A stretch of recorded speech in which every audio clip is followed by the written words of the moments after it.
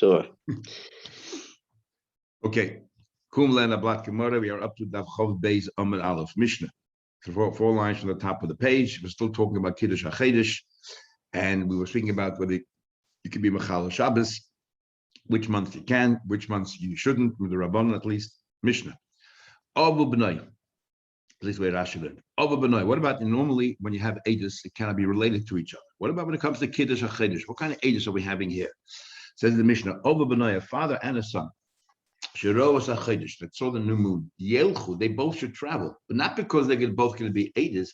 Loishem is tarfizem, not that they can combine and be one set of Eidos. Ela she'im yiposel echad mehem. If something happens and one of them becomes disqualified, as we'll see later on in the Gemara, they might have said something which was wrong and therefore they were disqualified. So then we have the other person there, still remaining person who can be used.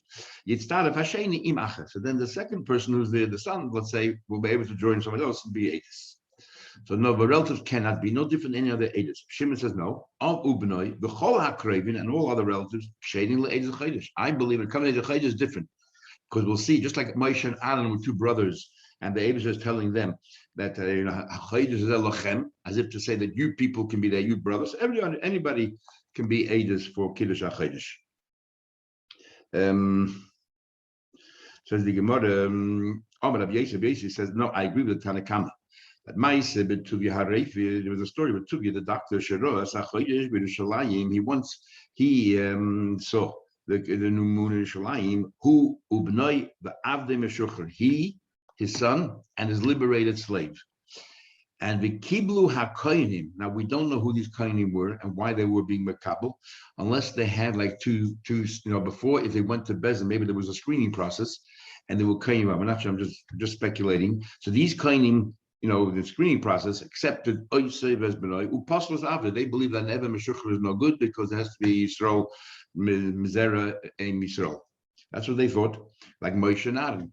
And but relatives are all right because they took the pasuk of Moshe and Aaron literally. That Moshe and Aaron can be relatives, but what also we know about Moshe and Aaron is that it disqualifies an Eved Meshucher, an Eved Kanani who was liberated who now went for Gatus. That cannot be. The gate can't be an aid. That's what they thought. When they were there, then taken to the Bezdin, Kiblu Oisiv as Avdei. They did not accept the son. They said relatives are no good.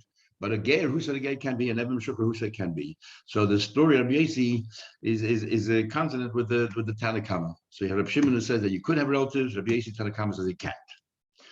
Reb Levi says, Reb Levi, my time with Reb Shimon, what's this word of Reb Shimon? The Chsibit says, why would relatives suddenly be accepted? By Yemesh al Moshe Aaron, Time Lema Hashem said to Moshe and Aaron at the time, HaChodesh Hazel Lochem, Eidis Zu Tehek Shel Bechem, that you could be the witnesses. When he said HaChodesh Hazel, he was referring to Moshe and Aaron as being witnesses. They could be witnesses. But Rabbanan say no, Eidis Zu Tehek Masur Lechem, that you're the judges, and we need judges to be, Supreme Court, the Sanhedrin, just like you. You can be the judges. You cannot be the witnesses at all. So that's a machlekes. How do we understand HaChodesh Hazel? It's given over to you as judges or as witnesses. Came along Reb Chanan bar Rava and said, the halacha is like Reb Shimon, which sounds like you could have relatives. We have, first of all, general rule whenever Reb Yesi, Reb Shimon, Reb Yesi. Plus, we have another rule whenever you tell a story and we see that in real life. This is what happened, and that's a proof that that's the halacha. So Reb Yesi, Reb Shimon, he says you can't have relatives. He brings you a story where relatives are not accepted, and yet you say the halacha Reb Shimon. Answer back. It happened, and occasionally I said before Rav, he never projected. In other words, he agreed with me, the halacha like Shimon. Sounds like the halacha of Shimon about the relatives are acceptable. Amalei said to him, there's something suspicious here. Tell me, what was your version of the Mishnah?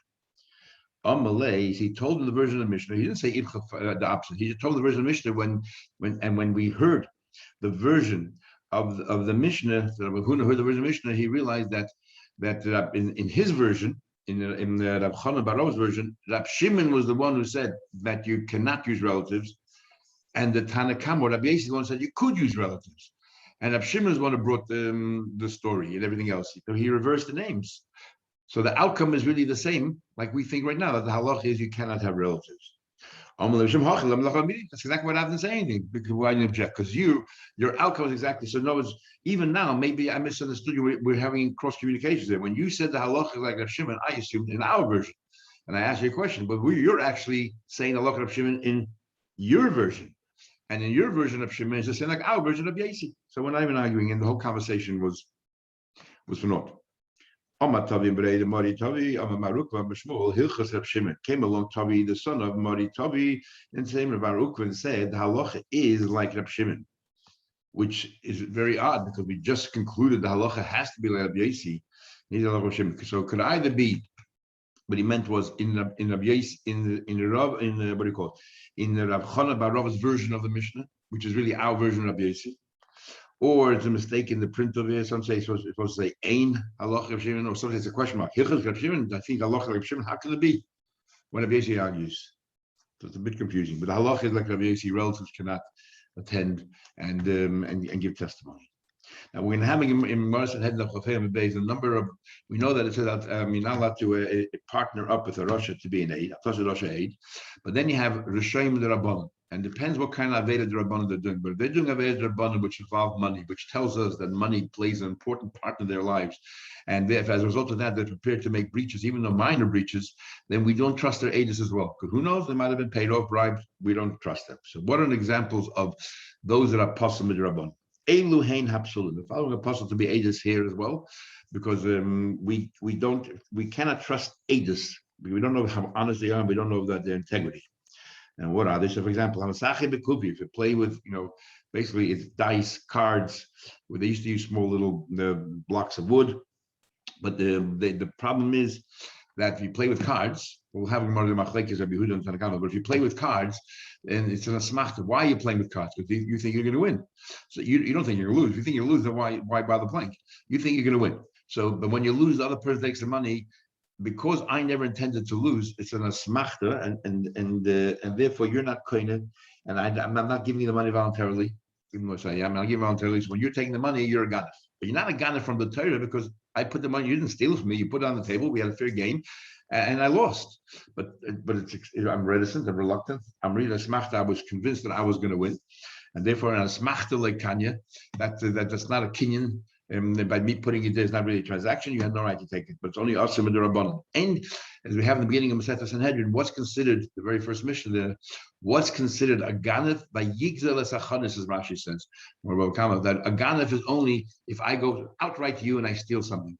But if it came to my possession in a mutadika way, then I'm not a ganef. And if I thought that it became my possession in a mutadika way, at least I'm not a ganef ma'atayda, only midrabanan. So cards. There's another opinion there because it's nothing wrong with playing cards once or twice. It's if you do it as a habit, then you're not constructive, you're not being productive, you're not contributing to the world. So, if you lend money with interest, even interest of Mahatayda, give a fixed interest and you pay it back to me. I'm not really a ganef. I shouldn't take the money, but you give it to me voluntarily. Give it to me voluntarily. I'm not stealing from you, but still, I'm doing something wrong because of money. People who have races with doves, which dove, like you have these chicken races, and which dove can get there first. Or others say mafriche and it means that I would set my dove near your chicken coop and your dove coop, and they would sort of entice the other doves to leave and come with me. I'm not really a ganef ma'atayda because the doves are really hefker; they're all flying all over the place anyway. The Seichel Shvi is if I'm dealing and selling produce from the year Shmitim, Hatayda says la'achla, you should eat it, and what do you call it? And again, but with the Rabbanan you shouldn't do yischayda, you shouldn't do business out of it. So these are all people who are disqualified because when it comes to money, suddenly they lose themselves. They don't have any principles. And so that ends that part of the mission. And then we had also another apostle is Abodim, slaves, which have the same thing as women cannot be aedis mehatayda zeklal. This is the rule called aedis sheina ishik shedel af heining shedel. Any testimony that a woman are kosher, because there's a pasuk va'amdu shneihu anashim. So therefore, anashim below anashim. So therefore, Abodim also not good. There are certain aedis in the women are good when it comes to telling a woman that her husband is dead so that she can remarry. We're very lenient there, and we can rely on that. Or by a saita, she's accused of adultery, And if this woman says yes, and they actually committed adultery, then she doesn't drink the water anymore. Also, if it's in a place where only women generally socialize in the women's section of a shul, whatever, then women are believed in the Aedis and so on. Says the Gemara, ha'ishik shedela, sounds from the Mishnah, but where a woman is kosher, af hein shela, avodim are also kosher. Or Rabashi is also mad. We learn out, yeah, and why? In other words, evidence also believed to say, tell a woman your husband died or comes to adultery. Amar Rabashi is here learn out. Gazlan the divrein shading le'edus isha. That a gazlan the divrein, since the evid is kosher, so too, since they're all in the same Mishnah, all bunched together. If one of these psulim which are apostle with the rabbanon tell the woman that her husband is dead, we will trust it. If the apostle not tell you can't have them, but if it's only apostle the rabbanon, then you can accept their testimony. Mishnah. Mi shera es hachodesh. Let's say you saw the new moon, but you can't walk. You're an older person and you're not able to see, or whatever. You're not capable of walking. So you're not capable of walking. They can bring him on top of a donkey. Now the Isser on top of a donkey is the Isser Mechamer, which is l'chayda and Isser in the Torah. It's not a Torah malachas. It's one of the Torah that you don't get penalized for. You have to work out how the median, and it seems to Rashi before as well, that only Isur Rabbanan would permit, to be Machal Shabbos, to bring the witnesses there in time for Shabbos, on Shabbos. How would they learn Pshat in the Mishnah here? What Isur is there? Because the Chayda say Isur not Torah. Let's get more weiter. And then the Mishnah continues the bigger Chiddush. Afilu b'mita, okay, before the bigger Chiddush. Afilu b'mita, you can also take a bed. Now, whether the bed is on the shoulders of the people, which would make it then that they're doing an Isa Deraisa, Mamash from Malachis, or a bed placed on the animal, so it's only Isa Mechamer, is a Machlekes. And Afilu b'mita, even on a bed, V'im Surdalahem, if you're worried that you might be ambushed. Now, Rashi tells us an interesting thing. Rashi says that the Baisusim, and why the Baisusim was still soon. The Baisusim was so against this whole idea of Kiddush HaChaydish that sometimes they would ambush the witnesses to make sure they don't come to Bezdin on time, so they would have the wrong month. Now, Rashi explains later on, the Baisusim, necessarily the Baisusim, we'll have more Benachas that Samachei, where they have an argument with Zakai as to when Shavuos falls out, because they say Mimochras Shabbos Tispru. When the Torah says that the day after Shabbos you should count, we say it's the day after the first day Yom Tov. No, the second day Pesach, you start counting Srei. They say it means literally Sunday, and Shavuos always falls out on Sunday. So if, for example, Rosh Chodesh would come out on a Shabbos, they would make sure that the Rosh Chodesh comes out on Sunday. They would do everything they can and then within their power to prevent the Eidim from coming to Bezdin. So Bezdin would have no choice but to declare Rosh Chodesh Sunday, so that we'll have Shavuos falling out on a Sunday. So they would lie in ambush to these witnesses and try to stop them. So if, let's say, you're worried about them, you can take defense weapons, you can take sticks with you to beat them off. On Shabbos you carry, or again, according to the other ones, you're putting it on your donkey, you can take it with you.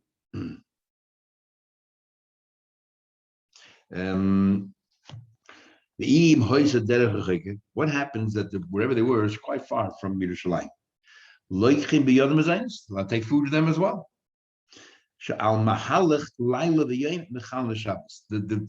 You need the furthest distance that we allow you to travel is 24 hours, and you have to be able to arrive in Yerushalayim by day, so there's time for Bezdin to declare the Chodesh. If by the time you arrive in Yerushalayim, it'll be already nighttime, and there's no way that they can declare the Chodesh, so what's the point? Why even Mechal Shabbos? Anyway, they're not going to declare Shabbos or Chodesh, only Sunday, so you could have, paused and come travel on Mitzvah Shabbos. The Yoitzin le'ed the Chodesh, the Mechal Shabbos, they go up to the Chodesh, and it says, Eilem Mayadei Hashem, Mashet Tikro Oisam Bim Moedim. You should declare the Chodesh Bim Moedim at the right time, even if it's Shabbos.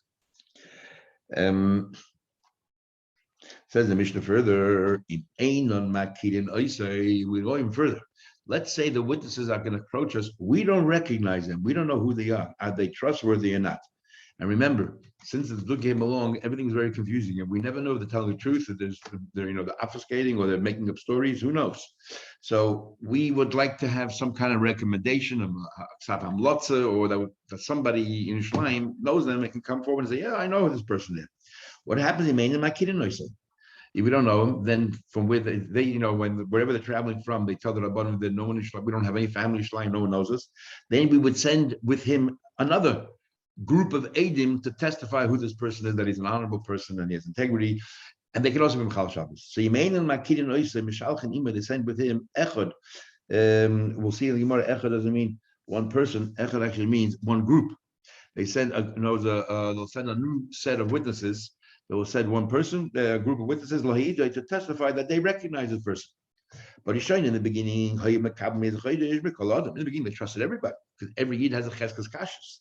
So again, it's not just looking, it's all by susim. By susim, with mekalkul, he's kinush le'yimakabim elam makidim, because they wanted Pesach, and once they tampered with Nisan, they tampered with all the months, and therefore the masakin, they should not be makabel only from those that they recognize. Says the Gemara.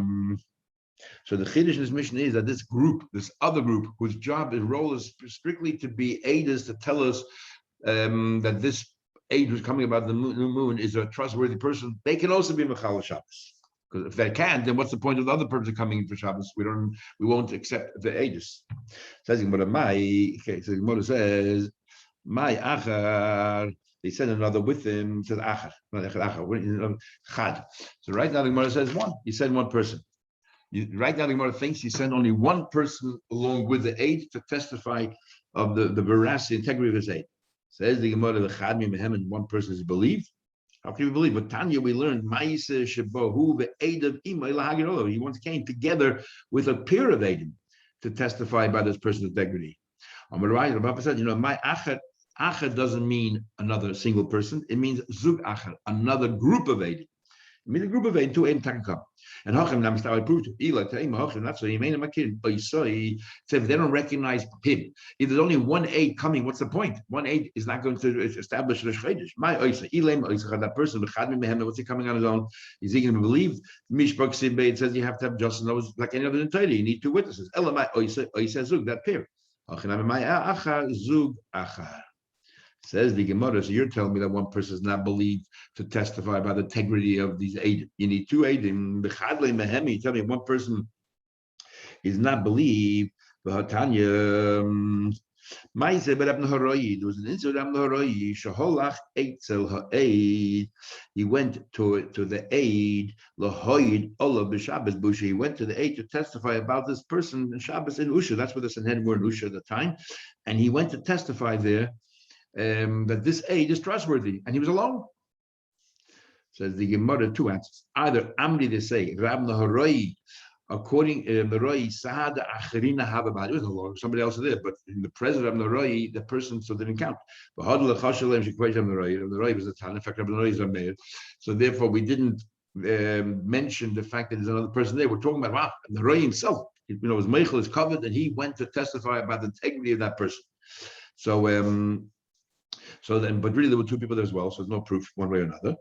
And the other thing is, Rashi says the big deal about Maroi is that such a great person was noyeg heter bedover. He was noyeg a heter in this thing here, and therefore we don't mention his name. Now, what do you mean by heter bedover? So either we're talking about that he actually was in Mechal Shabbos to go there, or heter bedover is he could have sat and learned Torah, and instead he gave up learning to go to the Bezin to stand there and I guess ascertain that this aid is a valid aid.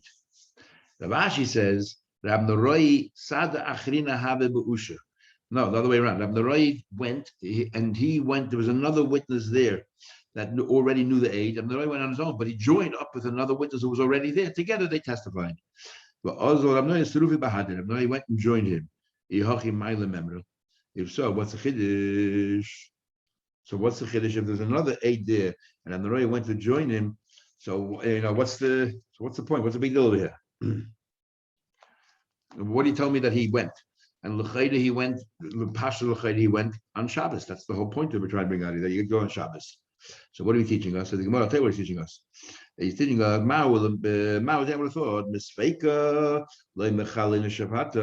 what happens? He knows there's another person in town who knows his age, but you know for a fact, that person is in town that Shabbos, or that person is home, maybe he's away, won't find him. and yet Rav Naroi left his town, was Mechal Shabbos to come in, let's say when Chum Shabbos it was, even Mechal Shabbos, even based on a suffix. Mr. Howard told Mr. Mechal Shabbat, Kamashalom, that he based on suffix, he would go.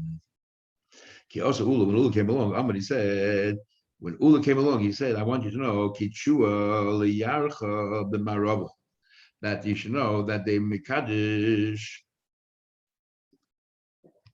in Israel, Mekadesh means whenever it's a 29-day month. So they were Mekadesh in Eretz Yisrael, the Rosh Chodesh. Says the Gemara,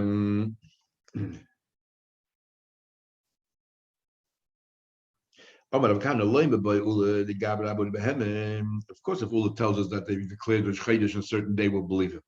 Even if anybody comes along and reports to us that that it's Rosh Chodesh, we will believe. My timer, because if today, tomorrow, and a few days from now, we'll find out the truth, nobody has the guts to lie. So therefore, we have a rule. Milsa David is not really giving us edus. He's just telling us a fact that's already out there, and we'll find out about it soon. And he's just telling us earlier. So it's not really a din of edus, and that is why anybody's believed. So in the previous Gemara we learned yesterday about the person, he came over and he told them that Yom Kippur, when Levi came and told us to keep everything else, and he didn't want to say it because of Chodesh, the problem there was he didn't know for a fact that it was Mekudesh, but otherwise anybody would have been believed, even not just Levi, anybody would have been believed. Something about it further. We learned a person came from the end of the world. In other words, a person you have no idea who he is. It tells you Bez was Mekadesh believes. When it comes to send Adis to the Bezna above the moon, we need to verify, that their integrity. But once Bezin establishes it, so it's public knowledge, then anybody can come forward and say that there's that it's a Chodesh because it's a Milsa de Avida Gulia. It's not really a din in Adis at all, according to most Mefarshim. Second one further, but it's showing first they trust everybody. What happened? Tell them what we learned. What happened here? The Baisusi actually ruined the whole thing. And Gemara tells an interesting story. Once happened, Bikshu Baisusim Lahat the Chamim. Once happened, the Baisusim wanted to trick the Rabbanim in what day the Chodesh is. We know it was the 30th day of Adar fell out on Shabbos, and Adar there's always 29 days, but they wanted to make sure the Chodesh falls out on Sunday so that they can have Shavuos on a Sunday. So what they did was Sachar Shnei Bnei Adam. They hired two people. Bedala Mezuz. They hired two people with $400, and they hired two people $400, and what it was. So what happened here was the 30th day of Adar was a Shabbos, and therefore that should be the Chodesh, and so that therefore 2 weeks later, so Pesach will be on a Shabbos. So according to everybody, Sunday will be Shavuos. Perfect. According to them, because Machal Shabbos. According to us, because it's the second day Pesach. The problem was that nobody saw the moon that day. So that day, a year, Adar would have been 30 days. So they hired these two people to come to Bez and tell them, no, we saw the moon on Friday night, so that they should declare the Chodesh on Shabbos. That was their strategy. So what happened was, they hired two people, Badal Mezuz, they paid $400 between the two of them, 200 each. Echad Mishalanu, the Echad Mishalam, one person they hired, they knew who he was, one of theirs. Another one feigned as if he was one of theirs, but really he's one of us. They went away. It was like a spy. That was Shalem. They briefed the other person very, very well. They prepped him well, and he came in. He told his Eidos, told where and so, and then he left. Shalanu, and our person, our spy, Amru Lanu, Amru. So we told him, "No, tell us exactly what you saw." K to the East of how did you see the moon? Amalai said this. I went up to Mailadumim, but Isiv, and I saw the moon. She was Robbers ben Shnei Slime. And I saw the moon lying there between two boulders, and the head was similar to a calf. The ears of the moon like a goat.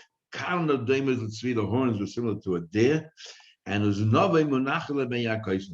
tail was between its hind legs. And I gave a look at it. And I got frightened. And I fell backwards. What a strange story. And then if you don't believe a word I just said, I want you to know that I have $200 wrapped up here in my handkerchief, which I was offered to tell you that there was a new moon. So he was scoffing at the Baisusim. Amrulai. So they said to him, Shamaiti, I heard, Shabikshu Baisusim Lahatas, Amla, mi is Kikilakach. He said, who put you up to this? Amalahem, he said to them, Shamati, I heard. No, the Chacham didn't know who he was either. I heard, Shabikshu Baisusim Lahatas Chacham. I heard that the Baisusim wanted to trick you and declare the Chaydish today. Amarti, I said, Eilechani, I will go, Lehem, and I will make believe, I will feign as if I'm one of theirs. Shema Yavoy ben Admo Shainim Mehuganim, because I was scared. I was scared. What do you call it? I was scared that they're going to find people who are inappropriate. And they'll outsmart you and they'll trick you. Said to him, as a result of that, even though they gave you the money and the condition that you give the testimony the way they wanted, and you really didn't, you reveal their scheme. We give it to you as a matana because hefke doesn't have to, we can give it to you. And those people that actually hire you, is yimtach al will stretch them out on the pillar or give them the patch, or give them the malchus. But he says, and then on they say, we'll only take testimony from people we know. Surprised that Chachamim didn't thank him, praise him. He saved Klal Yisrael from a false day. There are his own places. He could have been caught. Who knows what they would have done to him? We said before there would be people being ambushed.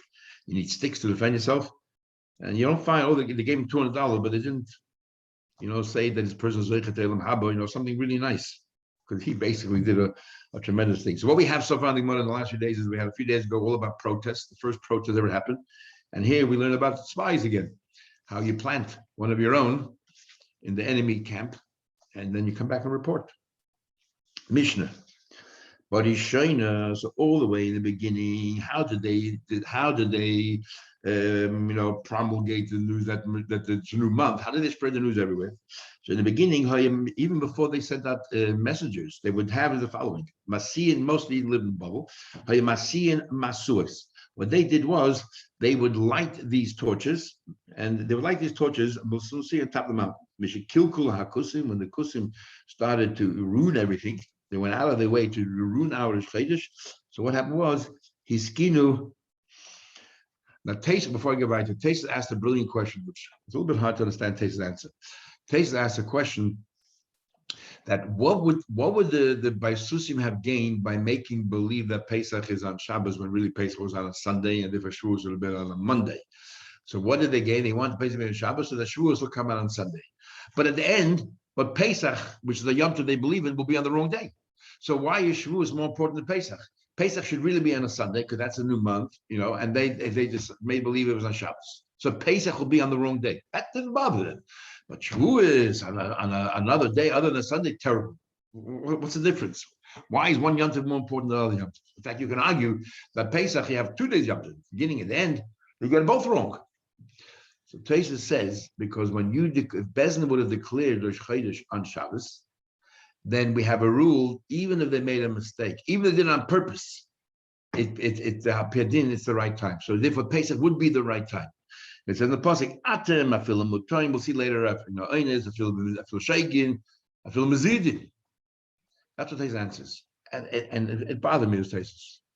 If these are by Susim who don't believe in the drushes of Chazal, and therefore when the Chazal say Mamachel Shabbos means Shabbos, there refers to the first day Yom Tov, it means the second day Pesach. How can they believe that if you make Rosh Chodesh on the wrong day, it's valid? It's a drush of Chazal. Atem, afilu shaygin, atem, afilu mezidin, all that is a drush of Chazal. If they don't believe in the drushes of Chazal, they don't believe that either. So according to them, they have Pesach on the wrong day. And why didn't that bother them? And they'll have 2 days up to the wrong day. They'll have Achus Pesach on the wrong day, Shush Pesach on the wrong day, and they'll have first day Pesach on the wrong day. And just because of the drasha of the Chazal that says it's all right, they don't believe in the drashas. But Ayeshuas, they don't believe in the drasha either. So why is one drasha different than another drasha? Don't know. Anyway, food for thought. Back to our Mishnah. So the Mishnah says, Ketzad. So what did they do? This was the procedure. They used to light torches. What they did was maybe they would bring they would bring sticks of cedar wood, aruch, which are very long. So they would hold it up high, raise it high, so everybody could see. With kanim and reeds, and the wood that was full of oil inside them, and flax, which burns very quickly.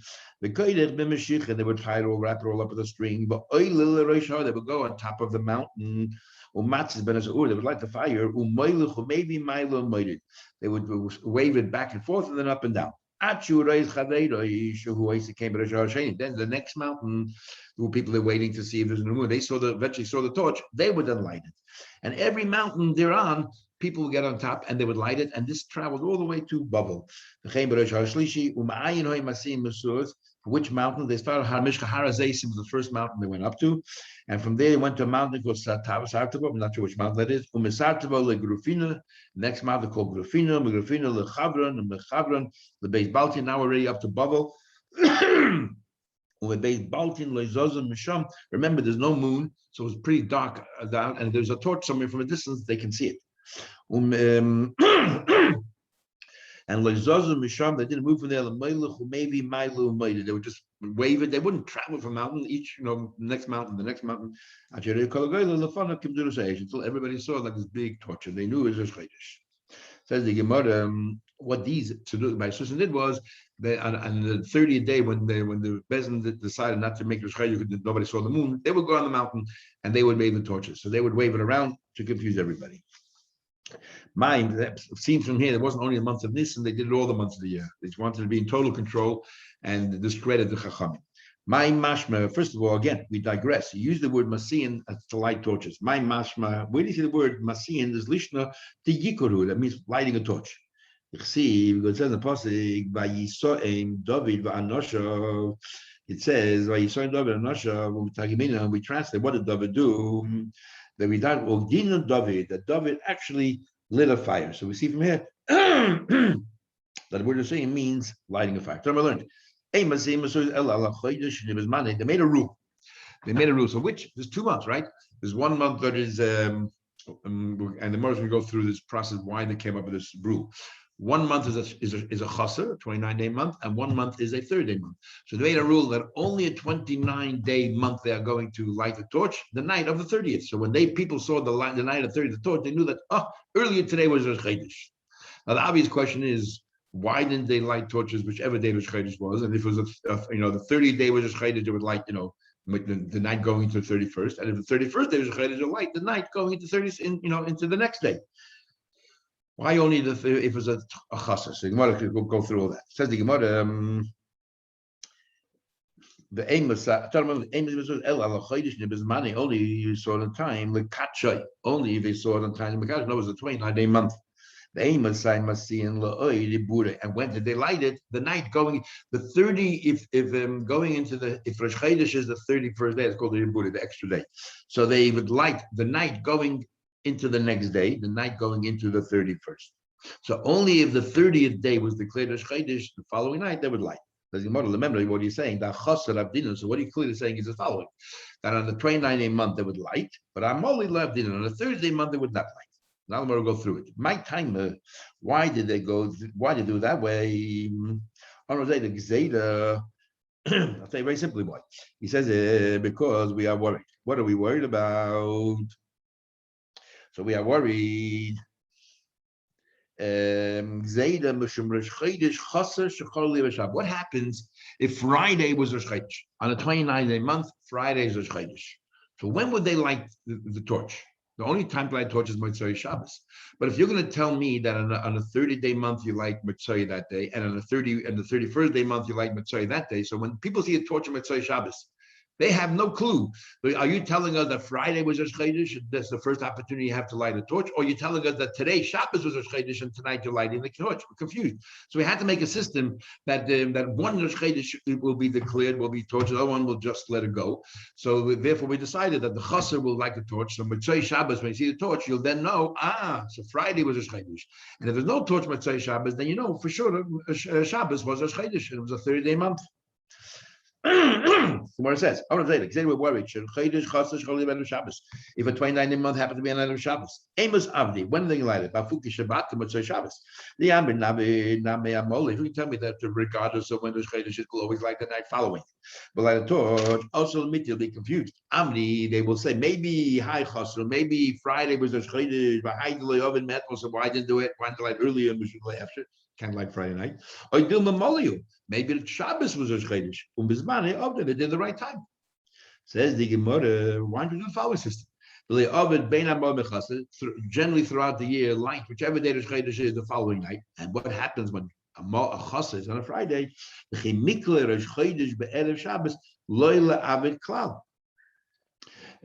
if Rosh Chodesh falls out on Erev Shabbos, don't light at all. The kiven de le'avdinan b'motzei Shabbos. And now Motzei Shabbos, they see that there's no light. And generally, v'avdin amole, they know every mole you would light. So if Rosh Chodesh was on Shabbos, the 31st day, why didn't you light Motzei Shabbos? So then we'll know this Shabbos, it must have been that Rosh Chodesh was on a Friday. So why do you light every single time that you can? And when it comes to Friday and Shabbos, this is the we change our modus operandi. If Rosh Chodesh is on a Friday, we will light Motzei Shabbos, so we'll know that month is a chasser. And if Rosh Chodesh is on a Shabbos, we don't light, so then we'll must be a mole. Maybe the other the chasser. So sorry. If Rosh Chodesh is on a Friday, you don't like Motzei Shabbos, and Rosh Chodesh on Shabbos, you'll like Motzei Shabbos. And if you don't like, then we'll know obviously it's Friday. And if you do light, well, it's no different than any other mole. Every mole you light afterwards. So Shabbos was the Rosh Chodesh. Says the Gemara, no, we don't happy with that. I feel also people will get confused. Why? The Amri will say, "Hi Moliu." Even if they didn't like Motzei Shabbos, you know what they might have a creeping suspicion that Rosh Chodesh is really Shabbos, not Friday. How come they didn't light? Some accident happened. Something happened and they couldn't light. We don't know. Something happened. Because you don't have a system so clear cut, and there's other possibilities, that in itself is confusing. Therefore, our system, where Rosh Chodesh is a chaser, we'll always light. And Rosh Chodesh is a mole, we don't light, then it's much simpler. And even though, if let's say Rosh Chodesh, okay, 1 second. So